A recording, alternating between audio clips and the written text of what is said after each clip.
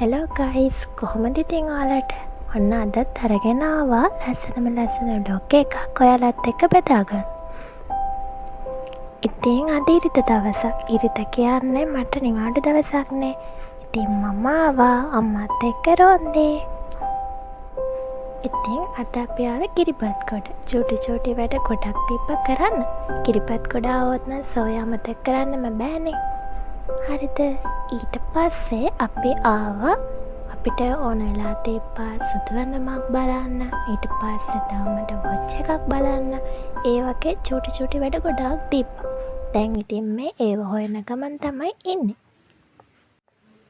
ඉතින් ඔයාලා දන්නවද මට ඇඳුමක් ගන්න ඕන වුණත් ඊට පස්සේ අපේ අම්මට ඇඳුමක් ගන්න ඕන වුණත් අපි දෙන්නම යන්නේ එකට.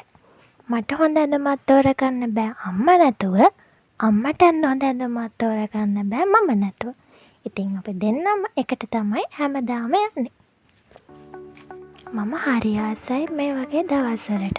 කාලයක් ගිහිල්ලා හරි ලස්සනට මේ බ්ලොග් බලද්දි පුදුම හිතේ. ඒ හැඟීම විඳිනම මාරම ආසයි. ඔයාලා දන්නවනේ මට එහෙම අර ලොකු යාළුවෝ කොටාසයක් නැහැ. ඉන්නේ 5-6 දෙනයි. ඒ කියන්නේ මම ආශ්‍රය කරන්නේ මගේ වටේ ඉන්නේ 5-6 දෙනයි. ඉතින් මගේ ගෙදර අයයි ඒ 5-6 දෙනයි එක තමයි මම හැම දෙයක්ම බෙදාගන්නේ. මටත් යාළුවෝ ගොඩාක් හිටියා. හැබැයි ඒ එක අයත් එක්ක ඉඳලා ඒ වෙච්ච පෙලක් සමහර දේවල් එහෙම වෙනවට වඩා මට හිතෙනවා දැන් මම මේ ඉන්න විදිය හොඳයි කියලා. ඉතින් කතාවෙන් කතාව මේ මට වොච් එකක් තෝරන ගමන් තමයි ඉන්නේ. මට හිත කිය වොච් දෙකක් තියෙනවා. ඔන්න බලන්නකො තාත්ති ඔයාලා ආස මොන වොච් එකටද කියලා. කොහොම හරි අම්මට කියලා දෙකම අතට දාලා අම්මා තේරුවා මේක ලස්සනයි කියලා. ඉතින් මමත් ආස වුණේ ඒකට තමයි. මම හැබැයි හොය හිටියේ අර බෝකොල වගේ තියෙන වොච් තියෙන්නේ. අන්න ඒකක්. මේකත් ඒ වගේ තමයි. මම හොයපු ජාති එකක් නම් හැබැයි තිබ්බේ නැහැ.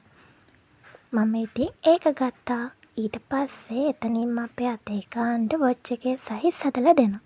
මේ ඉතින් එතන පොලිමේ ඉන්න ගමන් තමයි ඉන්නේ. ඊට පස්සේ තව පොඩි වැඩක් තිබ්බා. ඒකෙන්ද අපි ගියා තිලකවර්ධනේට. හැබැයි කියාට නම් ලොකු වැඩක් උනේ නැහැ. බලන් ඉන්නකෝ. මෙතනදී නම් මට බ්ලොග් එක ගන්න පොඩ්ඩක් ලැජ්ජයි වගේ හිතුණා. මම ෆෝන් එක හරහට අල්ලන් යද්දි නිකන් මට අමුත්තක් වගේ දැනුණා. ඒ හින්දා පෙලක් කලාවට චුට්ටක් සැලවෙන ගතියක් ඇති. ඒක ගණන් ගන්න එපා හොඳේ.